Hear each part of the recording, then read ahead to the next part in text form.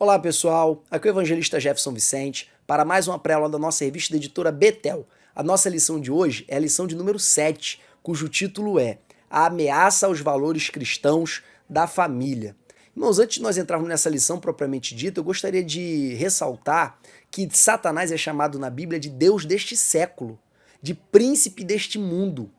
A Bíblia fala também que o mundo está no maligno. E Satanás, no momento que ele estava conversando com Jesus na tentação no deserto, ele disse que todos os reinos desse mundo foram entregues para ele. Então Satanás ele governa sobre o mundo. Outra coisa que Jesus também ensinou nas parábolas do reino, de Mateus capítulo 13, que também são repetidas em Lucas e em Marcos, ele ensinou que durante um tempo o reino de Deus vai conviver com o reino das trevas e que eles só serão separados no dia do juízo final, no momento no qual o joio vai ser separado do trigo. Então, queridos, é muito importante que a gente entenda que nós estamos numa guerra. É por isso que Paulo falou que a nossa guerra não é contra a carne nem contra o sangue, ou seja, existe uma guerra, só que ela não é contra a carne nem contra o sangue. Ela é contra principado, potestade, príncipe das trevas e hostes espirituais da maldade. O nosso inimigo não é o homem, não é o nosso vizinho, não é o nosso amigo, não é o partido político A, o partido político B. O nosso inimigo não é o candidato A, o candidato B. Esses não são os nossos inimigos. É claro que a gente pode ter preferências políticas, nós vivemos numa democracia, mas estes não são os nossos inimigos. Os nossos inimigos são as forças espirituais que dominam sobre este mundo.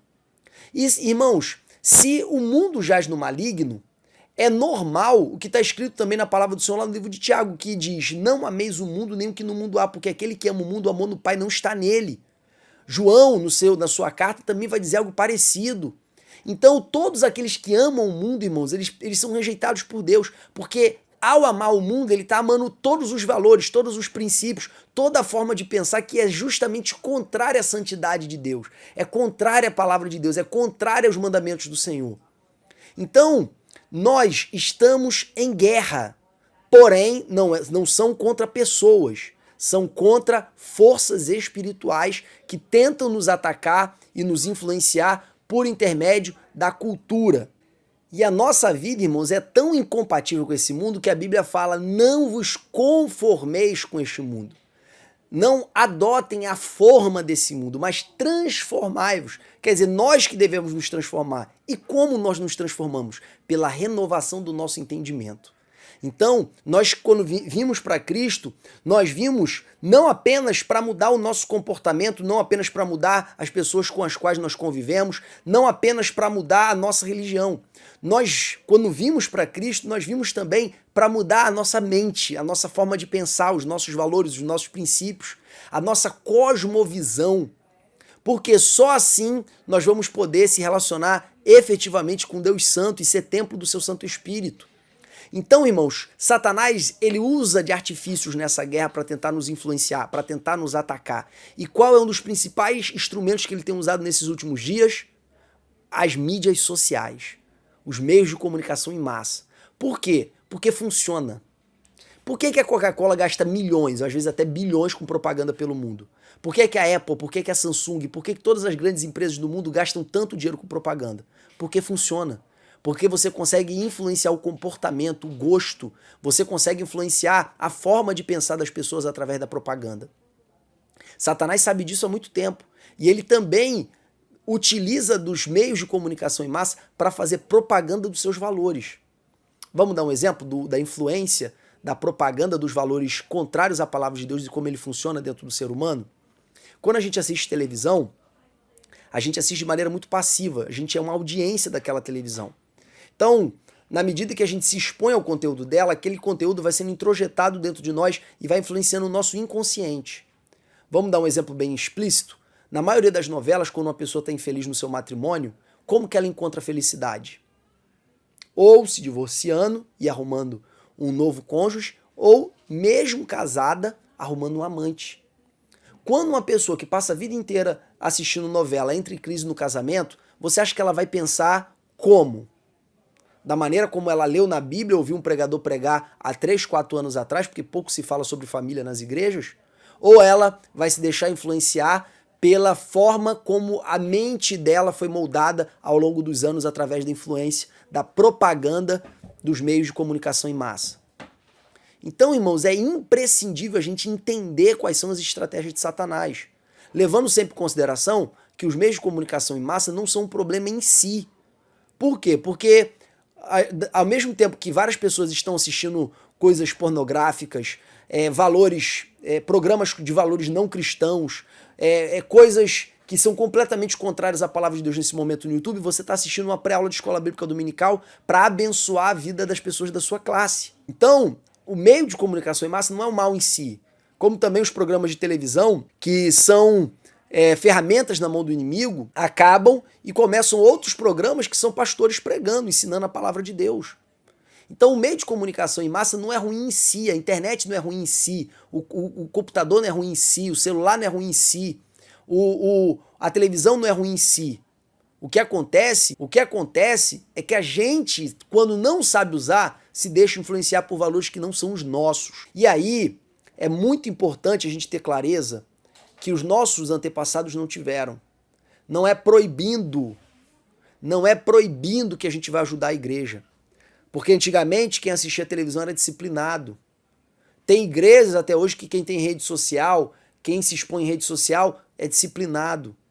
Mas, irmãos, se o problema não é no meio de comunicação em si, quando você proíbe uma pessoa ter algo que não necessariamente é ruim para ela, você está sendo autoritário.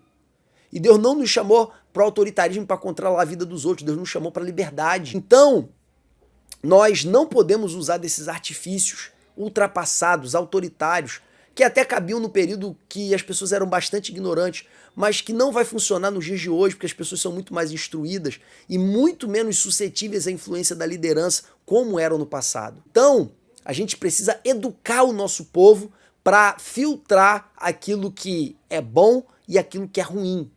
E isso dá um trabalho muito maior. É muito mais fácil proibir do que educar, do que preparar e do que capacitar. Mas é o desafio da nossa geração. Mas vamos pensar agora, irmãos, um pouco mais profundo. E ao fazer isso, a gente chega à seguinte conclusão, que no passado os meios de comunicação em massa não eram mal em si mesmo. Mas hoje, Jefferson, está um pouco diferente. Por quê? Porque hoje estão usando os meios de comunicação em massa de maneira exagerada. As famílias já não têm tempo mais de conversar, de sentar à mesa, de ter comunhão, porque cada um está no seu celular, no seu tablet, no seu computador, na sua televisão, assistindo o seu canal, e as pessoas não interagem mais. Sim, pensando por esse lado, os meios de comunicação em massa estão se tornando mal em si mesmos. Outro problema em relação às crianças. Se você filtra o que o teu filho vai assistir no YouTube ou no Netflix, e você tem a certeza de que ele está assistindo é um conteúdo bom, adequado para a idade dele, você está fazendo um excelente trabalho. Mas se você, mesmo filtrando o conteúdo, permite que ele fique tempo exagerado, você está fazendo um mau trabalho. Outra coisa, não se dá celular para a criança quando ela está fazendo pirraça, quando ela está chorando, quando ela está te dando trabalho. Por quê? Porque se você fizer isso, você vai inviabilizar que essa criança aprenda a controlar suas próprias emoções. E isso vai causar um grave problema para ela no futuro. Outro problema que nós temos hoje em dia são aquelas crianças que são obesas. Nós temos uma epidemia de obesidade infantil por causa desses meios de entretenimento. Isso aí, irmãos, causa graves problemas para o futuro do teu filho e para o futuro da tua filha. Porque isso gera problemas de hipertensão, problemas cardíacos. Isso vai estreitar a longevidade da sua criança. E vai trazer também problemas, ainda que ele não morra, vai trazer problemas para ele em vida. Então o abuso dos meios de comunicação tem sim se tornado um grave problema. Quer ver outro problema? Uma geração online. Todos os amigos são online, os relacionamentos são online, todo o entretenimento é online. E ainda que não aconteça o caso da obesidade, como eu acabei de mencionar aqui, causa outros problemas emocionais, porque a comunicação ela não é exclusivamente falada. Você se comunica no olhar, no gesto, no sorriso, no abraço, fazendo coisas juntas. A comunicação é muito mais ampla, nós temos necessidade de interagir, conforme eu deixei claro para vocês aqui na lição de número 3. Então, ter uma vida online é um grave prejuízo para a formação e para o desenvolvimento emocional e até mesmo intelectual de qualquer pessoa. Outro fator importante que a gente precisa levar em consideração é que, por causa dessa vida online, nós estamos criando uma geração neném. Uma geração que nem trabalha e nem estuda. E tá tudo bem. Por quê? Porque tá confortável. Antigamente, quando uma pessoa nem trabalhava nem estudava, ela ficava desesperada porque ela não aguentava ficar em casa. Mas hoje está tudo bem, porque ela tem TV a cabo, ela tem celular na mão, ela tem computador, ela tem banda larga, ela tem um mundo de entretenimento na palma da mão. E aí ela consegue conviver com essa situação sem grandes dificuldades.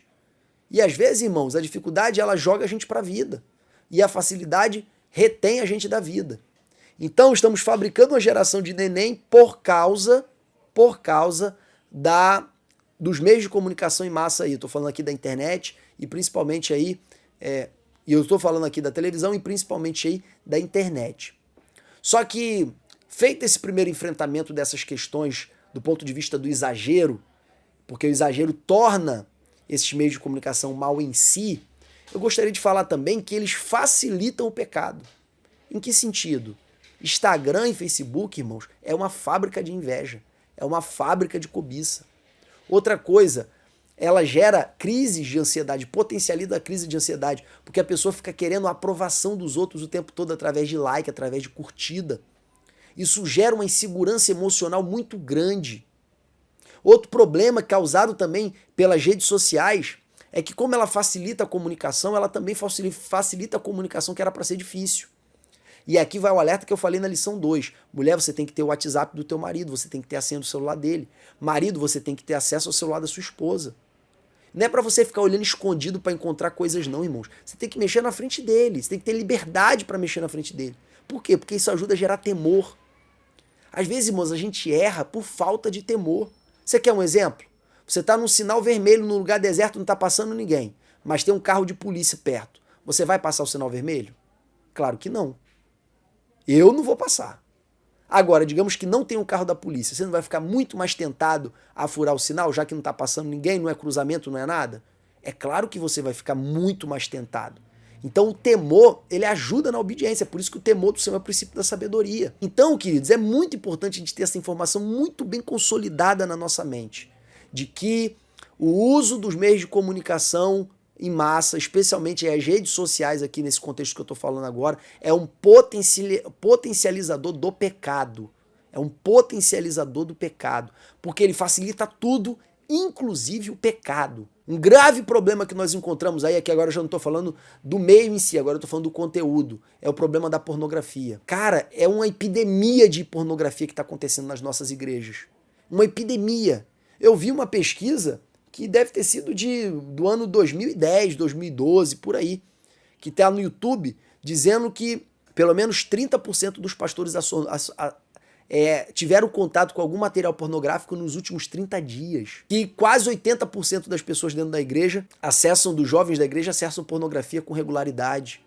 Irmão, isso é uma epidemia, isso está destruindo os valores familiares de uma geração inteira. E a gente está vendo isso e está de mãos atadas porque a gente não sabe como reagir. Como é que a gente reage contra isso, irmão? Divulgando, falando, trazendo luz para que possa trazer reflexão, para que possa trazer confissão, para que possa trazer o senso de preocupação e de temor no coração das pessoas. E é por isso que essa lição da Escola Bíblica Dominical está prestando um grande serviço. E por que a pornografia ela é tão ruim? Em primeiro lugar, a pornografia é muito ruim porque a pornografia, você pode selecionar as partes que mais te estimulam. Então a pornografia ela é super estimulante. E ela é super estimulante dentro de um contexto pecaminoso. Tem muita pessoa que entra no casamento viciado em pornografia que se interessa mais na pornografia do que na esposa. Tem muitas pessoas que desenvolvem potência sexual por causa da pornografia. É claro que isso não é a regra geral, o consumo varia, a forma como cada organismo reage varia, mas existem muitos casos que acontecem isso e tem pesquisas comprovando isso. Então a pornografia ela é um mal. Inclusive existem movimentos seculares. Eu não estou falando de movimento cristão, não, movimentos seculares como o NoFap, que tem uma comunidade de milhões de pessoas pelo mundo, são pessoas que se rejeitam a assistir pornografia porque reconhecem o mal que está causando para a vida deles. Até o mundo está reagindo, as pedras estão clamando.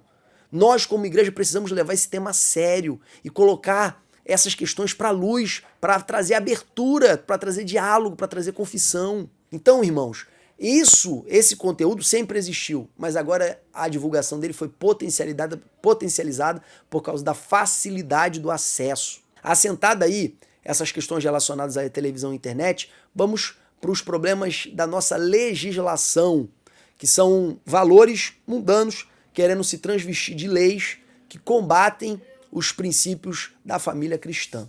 O primeiro que o nosso autor cita é o problema do aborto. O aborto, irmão, é crime no Brasil. E não apenas praticar aborto em si, mas também o outro que pratica o aborto também está praticando crime. Então são dois tipos penais. A mulher que permite e a pessoa que pratica. E o que acontece? Isso sempre foi visto na civilização cristã como um homicídio, como matar uma vida. E o valor da vida dentro da cristandade alçou uma proporção que nunca alcançou antes na história da humanidade. Foram as civilizações cristãs que mais falaram acerca da importância da vida, da dignidade. É por isso que as civilizações cristãs mais desenvolvidas aboliram a escravidão. As civilizações cristãs foram as primeiras a falar acerca de dignidade da pessoa humana, a falar acerca de direitos fundamentais. Isso surgiu nas civilizações cristãs, aqui na Europa Ocidental, por volta do final do século XVIII. Então, queridos, é muito importante, mas muito importante, a gente assentar que a nossa defesa da criminalização do aborto é porque a criminalização, ela dissuade, ela afasta de algumas pessoas o interesse pelo erro. Então, por isso que a gente defende a criminalização. Só que existe um movimento muito forte no âmbito aí progressista, no âmbito das políticas, principalmente de esquerda, mas existem pessoas de direita também que são a favor da legalização do aborto, usando dois argumentos. O primeiro, a mulher é dona do seu próprio corpo, ela não é obrigada a carregar ali uma vida que ela não quer. Em segundo lugar, argumentando que mesmo com a proibição, milhares de mulheres fazem e milhares de mulheres morrem ou ficam sequeladas. Como é um problema de saúde pública, já que você não consegue resolver com a proibição, o melhor caminho é a legalização para preservar a vida da mulher. E esses dois argumentos vêm ganhando força ao longo dos anos e começa assim, começa nos países mais desenvolvidos e depois vai chegando nos países periféricos. Aqui no Brasil, como nós temos uma civilização majoritariamente cristã, tanto católica quanto protestante, vencer essa batalha no âmbito legislativo é muito difícil. Mas qual é a investida que está sendo feita agora? No âmbito judicial, através de princípios constitucionais. Sendo que, irmãos, um dos princípios constitucionais que estão lá no artigo 5º da Constituição é o princípio do direito à vida. A vida é um dos valores constitucionais fundamentais. E o princípio da dignidade humana ele tem que ser interpretado à luz da sua construção histórica, com base lá em Immanuel Kant, no imperativo categórico, que diz que ninguém pode ser utilizado como um meio, e sempre como um fim. Então, ao dizer que a mulher tem direito ao seu próprio corpo e não é obrigada a carregar uma vida que ela não queira, você está dizendo que ela pode instrumentalizar, objetificar o feto.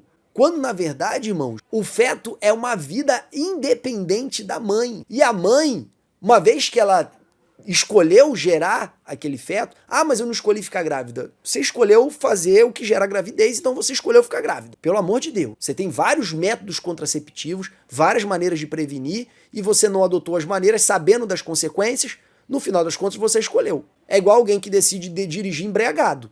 Acontece um acidente, mas eu estava muito doidão, não tinha nem consciência do que eu estava fazendo. Mas você decidiu dirigir embriagado. No momento que você decide dirigir embriagado, você está assumindo aí as consequências da sua atitude. É a mesma coisa a gravidez. Então a nossa legislação, irmãos, ela criminaliza o aborto, tá? É uma pena muito inferior à pena de homicídio.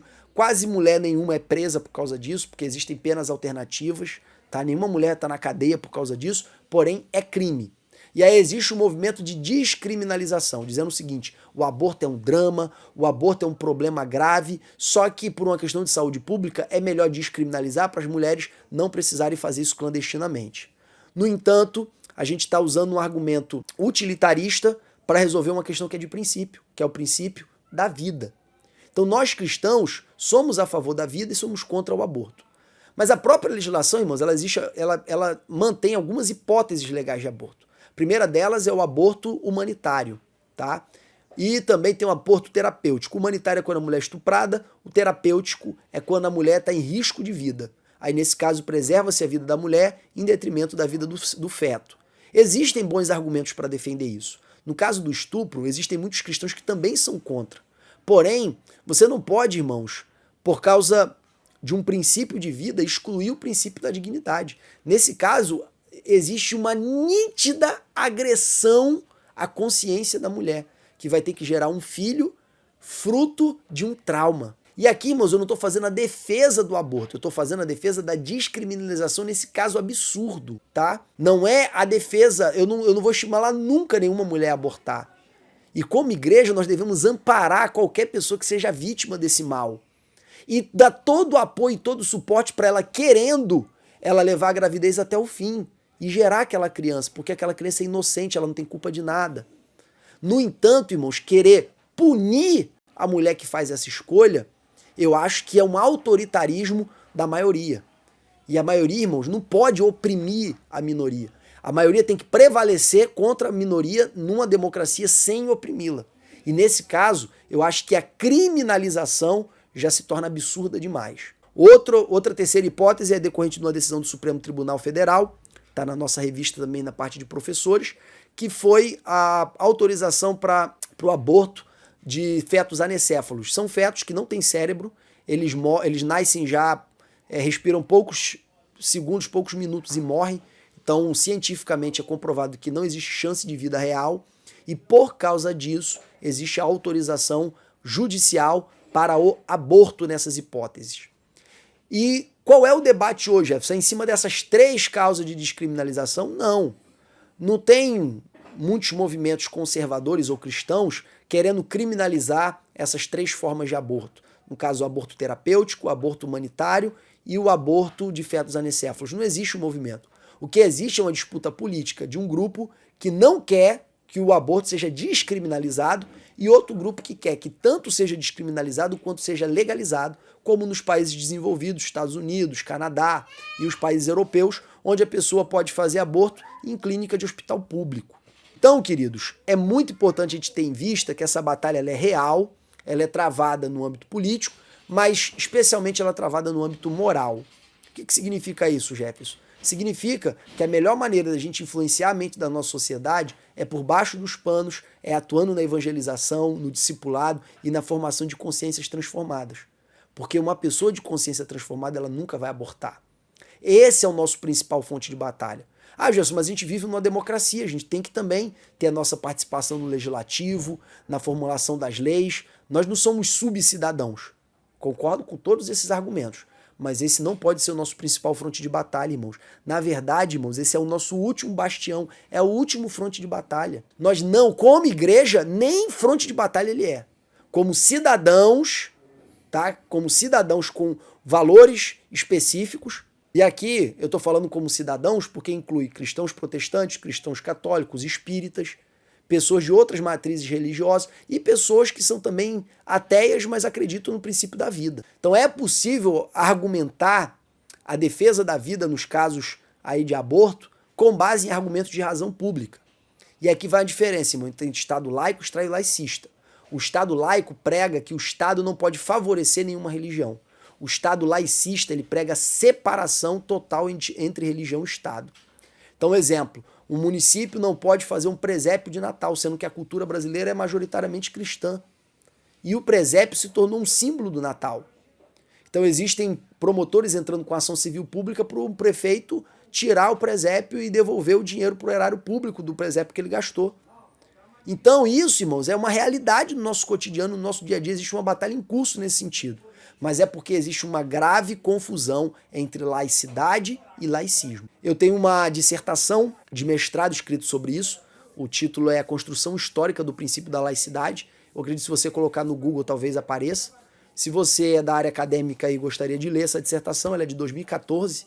Provavelmente tem muitas outras pesquisas aí que foram formuladas no decorrer desses últimos anos e que eu não acompanhei porque eu saí do mestrado e não mantive a minha pesquisa nessa área, mas pretendo voltar para quem sabe um dia fazer um doutorado. Se você tiver interesse, só você me pedir que eu mando para você aí pelo WhatsApp. É bem grande, tá, irmão? Só pede se você for ler, porque se você me pedir, depois olhar a quantidade de páginas e desanimar, você vai me dar trabalho a todo de ficar mandando para você e é muita gente que manda o WhatsApp. Mas enfim, vamos avançando aqui no nosso conteúdo para falar de outros embates que nós temos hoje. Outro problema que nós temos hoje também, irmãos, que a revista cita, é o problema do julgo desigual. Eu já falei para vocês sobre o julgo desigual em lições anteriores. O julgo desigual nada mais é do que colocar 2 bois para puxar um arado. Aí você coloca uma madeira no pescoço dos 2 bois e prende o arado nesse jugo, nessa madeira. E aí os bois vão andando e o arado vai revirando a terra para o plantio posterior. Se um boi é maior do que o outro, um passa a suportar muito mais o peso do que o outro e fica sobrecarregado, tá? Então, os bois têm que ser mais ou menos da mesma altura. O jugo precisa ser igual, para nenhum dos dois ficar sobrecarregado. E aí vem uma informação muito importante. A palavra aí é jugo e não julgo, tá? Julgo vem de julgar. Jugo vem dessa madeira que coloca aí no ombro do boi. Então o que é o jugo desigual? São pessoas com princípios e valores diferentes querendo manter uma unidade que é o casamento. Vai dar certo? Não é garantido. Pode dar certo? Pode. Tem muita chance de dar certo? Eu acredito que muita não. Primeiro, você vai criar teu filho nos caminhos do Senhor, ele vai querer criar teus filhos no pagode, no samba, com valores de ser mulherengo, com valores de ser pegador, com valores de sair pra noitada pra curtir. E você vai passar o resto da sua vida tendo que conviver com isso sem poder reclamar, porque você escolheu casar com uma pessoa com valores diferentes dos teus. Ah, Jefferson, mas eu conheço exemplo de pessoas que casaram com ímpio e ganharam eles para Jesus. Eu também conheço e eu também posso dar testemunho que um deles é pastor, é amigo meu. A esposa dele, quando ela era solteira, era filha de pastor, serva do Senhor, e ganhou ele para Jesus. E hoje ele é um líder de uma comunidade de cristãos muito abençoada e é um grande homem de Deus, um parceirão mesmo. Só que essa não é a regra, essa é a exceção. O próprio Paulo falou naquela hipótese de divórcio em que o marido ele é ímpio e a mulher é cristã, e ele diz assim, se ele não quiser conviver, separe. Porque como sabe, ó mulher, que você vai ganhar o teu marido para Cristo? Então não dá para ter certeza, irmã. E se você não ganhar ele, você vai passar o resto da vida convivendo com alguém que tem valores diferentes dos seus. Então a Bíblia ensina isso para te poupar sofrimento, não é por intolerância, não é por preconceito, é simplesmente por uma questão de sabedoria. Então, essa instrução, ela te será muito útil. Agora, se você não quiser segui-la, pode ser que você consiga ganhar ele para Jesus e tenha uma vida harmoniosa, mas pode ser que você passe luta até que a morte os separe. Porque se você casar com ele sabendo que ele é ímpio, você não cai na opção de Paulo capítulo 17, capítulo 7 de 1 Coríntios. Tá? Você vai ter que conviver com ele até que a morte os separe. Outro ponto importante a se falar aqui também, irmãos, é a questão do divórcio. A nossa legislação, irmãos, ela já foi muito favorável à mentalidade cristã da indissolubilidade. Só que isso, irmãos, é um autoritarismo. Por quê? Porque nem todo mundo na nossa sociedade é cristã. E a lei vale para todos. Então a lei dizia que para a pessoa se separar tinha que ter motivos específicos, como por exemplo a traição. Tinha que ser provado isso. Aí depois acrescentou mais uma hipótese de incompatibilidade de gêneros. Aí como era incompatibilidade dos gêneros, os dois cônjuges tinham que dizer que realmente era incompatível. Aí entrou aquela figura que nunca existiu essa expressão na legislação, mas caiu como vocabulário popular, de dar o divórcio. Dar o divórcio é reconhecimento da incompatibilidade de gêneros. E essa coisa de dar o divórcio ficou tão impregnada na nossa cultura que hoje ainda as pessoas acham que é necessário dar o divórcio. Isso não existe mais, irmão. Se uma pessoa quiser divorciar da outra, ela entra com ação e divorcia e pronto. O juiz faz o divórcio sem nenhuma dificuldade. Não tem mais isso de dar o divórcio, isso não existe. Outro importante ponto que você precisa saber é que desde o novo Código Civil, a possibilidade de divórcio ela passou a ser somente para uma pessoa que tivesse separada de fato em 2 anos ou separada judicialmente há 1 ano. Então, o divórcio era uma segunda etapa. A primeira etapa era a separação judicial. Porém, veio uma emenda constitucional que excluiu essa etapa inicial e autorizou o divórcio sem a necessidade da separação judicial. Agora, uma pessoa que quer divorciar, ela não precisa estar separada de corpos, ela não precisa estar separada judicialmente, ela pode separar imediatamente, sem cumprir nenhum requisito temporal. Outra informação importante, né, que está na nossa legislação, é que o divórcio, quando não tem filhos menores e quando tem acordo sobre a partilha de bens, pode ser feito direto no cartório, não precisa ir para o juiz. Tá? Nesse caso, vai ter que ser consensual, porque no cartório somente o divórcio consensual é possível. E eu estou mostrando isso para vocês para mostrar o quanto hoje em dia é fácil divorciar. É muito fácil divorciar. Tá? Só é meio caro quando você tem que entrar com ação judicial, especialmente quando você tem filhos menores, que aí não tem jeito. Tá? Mas é meio caro. Tá bom? Então, Jefferson, isso é ruim. Liberar as pessoas para separar desse jeito, irmão, a gente não pode ser autoritário. Nem todo mundo é servo de Deus, nem todo mundo é crente. Nem todo mundo tem a mesma fé que nós. Se entre os crentes tem tanta raça de divórcio, a gente quer proibir o ímpio de se divorciar também, isso é um absurdo, isso é autoritarismo. Então o problema não está na legislação. O problema está na formação moral das pessoas. Nós, como igreja, estamos falhando no discipulado, é isso que a gente está fazendo. Então a gente não tem que lutar para enrijecer a legislação para as pessoas se divorciarem. Isso é um absurdo. O que a gente precisa fazer é instruir as pessoas que servem a Jesus a não se divorciarem. Outro fato importante aí sobre a questão do divórcio é que a principal causa do divórcio é a falta de consciência da indissolubilidade do pacto. De que as pessoas que se divorciam e se casam novamente, elas praticam adultério. A Bíblia, irmãos, não fala que você deve divorciar em caso de porneia, ou deve divorciar quando o seu marido ele não quer consentir em coabitar com você. O que a Bíblia fala é acerca de uma tolerância. Teve um irmão que fez esse comentário e eu gostei do comentário dele. A Bíblia tolera, mas o ideal da palavra de Deus é o perdão, é a reconstrução dos relacionamentos, é a fé que Deus vai libertar, que Deus vai transformar. Isso que é o ensinamento dos evangelhos. Perdoar 70 vezes 7, perdoar as nossas vidas assim como nós perdoamos os nossos devedores. O princípio do perdão, irmãos, é um dos princípios elementares da palavra de Deus. Então o caminho do perdão sempre será o melhor caminho. Ainda mais quando há arrependimento. Então, queridos, Deus, ele quer famílias bem construídas. E por que Deus faz questão de ter famílias bem construídas? Por causa da união mística do casal, o que Deus uniu, não separa o homem, isso acontece após a conjugação carnal, ou seja, uma só carne. E, em segundo lugar, porque a família ela é o polo de irradiação de todos os bons valores da comunidade ou da sociedade. A formação de toda criança, a boa formação de toda criança se dá preferencialmente em família. Colégio não educa, quem educa é família. Internação de criança para menores de infratores não educa, quem educa é família. E aí como é que Satanás destrói uma sociedade, uma civilização? Destruindo as famílias, que é o polo de formação moral da sociedade. Então, como Satanás destrói a sociedade? Destruindo a família. E como ele destrói a família? Ele destrói a família introjetando valores não bíblicos na família. Porque se a família foi constituída por Deus, Deus criou. Quando eu quero saber como uma máquina funciona, eu consulto o manual do fabricante. Quando eu quero saber como uma família deve funcionar, eu devo consultar o manual do fabricante. Só que se o meu uso do produto é totalmente contrário ao manual, o que vai acontecer com o produto? Ele vai quebrar. Então Satanás ele tenta desviar a família do padrão bíblico. E como ele começa isso? Ele começa desde a adolescência, hipersexualizando as crianças, hipersexualizando os adolescentes, banalizando o sexo, que pela palavra de Deus é um ato nobre. É um ato nobre com uma repercussão sobrenatural. Então, quando há a banalização do sexo, eu vou falar uma expressão aqui, irmãos, mas não me entenda mal, tá? Depois eu esclareço ela. As mulheres ficam mais fáceis. Porque historicamente, irmãos, o homem tem mais testosterona. O homem, naturalmente, isso em todos os mamíferos, ele é sempre quem corre atrás da fêmea. É só você olhar na rua, quem mora em bairro ainda, quem mora em grande cidade talvez não, mas quem mora em cidade de bairro, quando vê uma cachorra no cio, tem uns 4, 5 cachorros atrás dela. Por que isso acontece? Porque entre os mamíferos isso é o processo natural.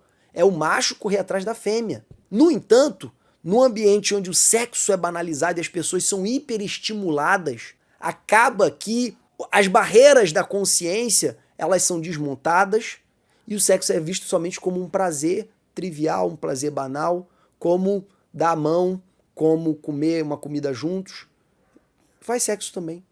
E aí a banalização do sexo tornou para o homem a relação sexual com várias parceiras infinitamente mais fácil. Ah, mas libertou a mulher também. Mas beneficiou muito mais o homem. Porque pelo que eu conheço, as mulheres que eu conheço, pelo menos a grande maioria, elas querem um homem para chamar de seu. E a maioria dos homens solteiros que eu conheço, eles querem se divertir com muitas mulheres. Então, isso beneficiou a irresponsabilidade masculina. E qual foi a consequência prática disso? Uma epidemia de crianças sendo criadas sem os pais. E aqui eu estou falando de gravidez na adolescência, eu estou falando de pais que não registram os filhos. No levantamento que o CNJ fez em 2011, tinham 5,5 milhões de crianças sem o registro do pai na certidão de nascimento. Irmãos, isso é uma epidemia.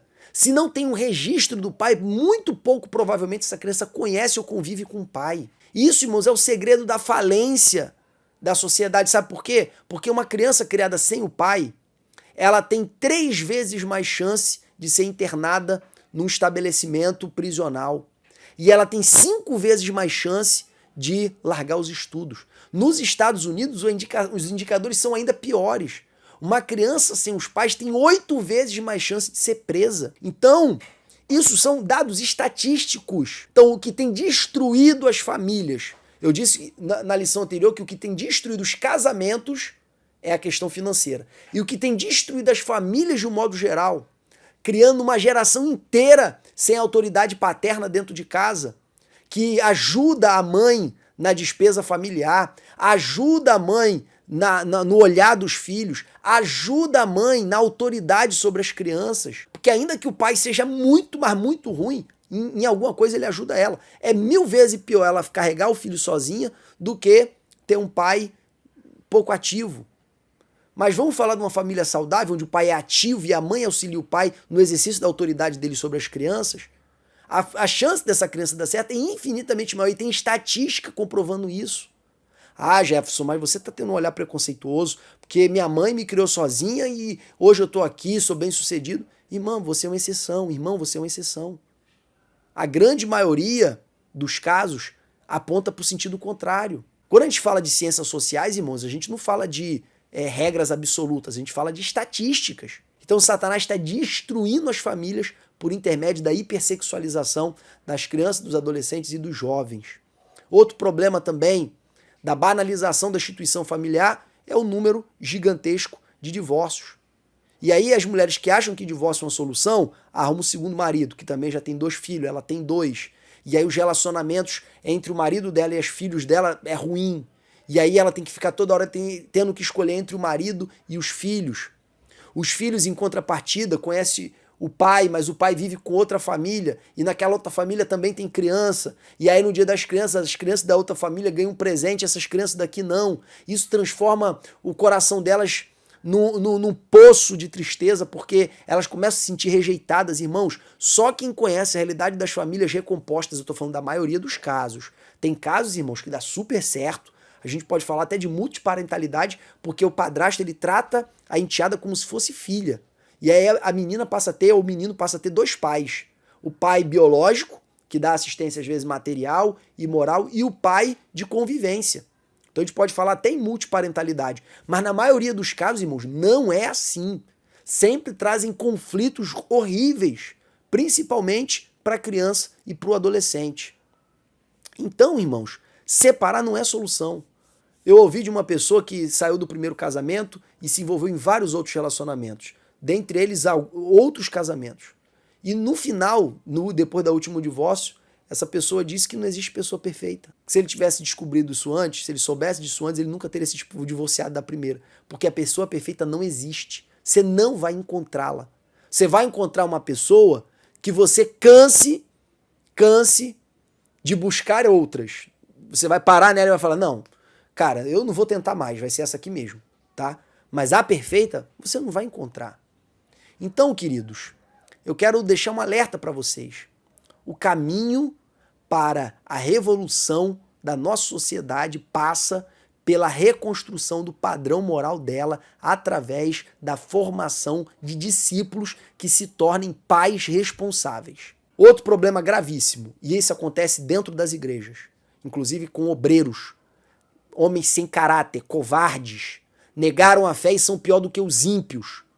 Homens que batem em mulheres são covardes, cretinos covardes. Mulher, procura o teu pastor. Se o teu pastor for um frouxo, que não te der apoio, vai na delegacia da mulher e denuncia ele. Depois da agressão, vem uma agressão maior, e depois da agressão maior vem a morte. É assim que as mulheres morrem. Tá? É assim que as mulheres morrem. Quando ela não reclama da primeira agressão, ela não conta para a família dela porque ela está com vergonha. Conte para sua família, conte para o seu pastor, conte para todo mundo. Deixa todo mundo sabendo e vai na delegacia e dá parte dele. Não aceite. Não, você é menina dos olhos do Senhor. Deus te ama, ele vai te dar sustento, ele vai te apoiar, ele vai te sustentar durante esse período. Outra coisa, mulheres que vivem praticamente em cárcere privado, mulheres que são ameaçadas de morte pelo marido ou são ameaçadas de serem espancadas pelo marido, denuncie, não aceite. Isso acontece dentro de igreja, é uma vergonha, para vergonha nossa. Para vergonha nossa, tá? Pastores, toma vergonha na cara. Você sabe que isso acontece dentro da tua igreja, tu não faz nada. Toma vergonha na cara. Toma uma postura de pastor e cuida da tua ovelha. Professores de escola dominical, sejam claros, sejam claros. É uma vergonha que esse mal esteja dentro da igreja. Você ouviu testemunho de mulheres que apanharam 6 anos, 10 anos, 15 anos, crente, marido crente. Isso é um absurdo. Então, irmãos, precisamos atacar determinados problemas pela raiz, tá? E a gente precisa falar desses assuntos dentro da igreja. Próximo tema que está destruindo as famílias, destruindo, é o problema do abandono parental. Pais que abandonam filhos. Eu já falei para vocês na lição de número 1 ou de número 2. Tomem vergonha na cara. Vocês não sabem o mal que vocês estão fazendo pro filho de vocês. Se você separou da mãe deles, problema seu. Eles continuam sendo seu filho. E você tem responsabilidade com eles. E o texto de 1 Timóteo 5 cabe para você também. Quem negou, quem abandonou a sua família, negou a fé e é pior do que um ímpio. Você é pior do que um ímpio. Se arrependa e se converta. E volte a exercer o seu papel de pai. E pai não é só quem banca para pensão alimentícia, não. É quem dá apoio moral também. Peça perdão para os seus filhos e se reconcilie com eles. Em nome de Jesus. Outro problema, irmão, que surge é que na medida em que os homens que foram vocacionados por Deus para dominar, para serem o cabeça, se entregam ao pecado, a autoridade de dominação deles se transforma em autoridade de destruição. Porque é isso que o pecado faz. Ele inverte o propósito de Deus para a vida das pessoas e das coisas. Então o homem que foi feito para cuidar, para governar, administrando, cuidando para Deus. Porque é uma autoridade delegada, é uma autoridade gerencial, de mordomo. Ele passou a destruir aquilo que ele recebeu como objeto de cuidado. Destruir o meio ambiente, abusar, espancar a esposa, maltratar ou abandonar os filhos. O cabeça se tornou, dentro da sociedade, do nosso tempo, o principal vilão. Então nós precisamos falar de paternidade redimida nas nossas igrejas. Nós precisamos falar sobre isso. De como o homem deve exercer o seu papel dentro de casa e dentro da sociedade. Então eu agradeço a Deus por essa revista, agradeço a Deus pela sua atenção e agradeço a Deus pela oportunidade que o Espírito Santo está nos dando de refletir sobre isso, para ele operar nos nossos corações e agir nas nossas casas, em nome de Jesus. Que Deus abençoe a todos e muito obrigado pela sua audiência. Amém.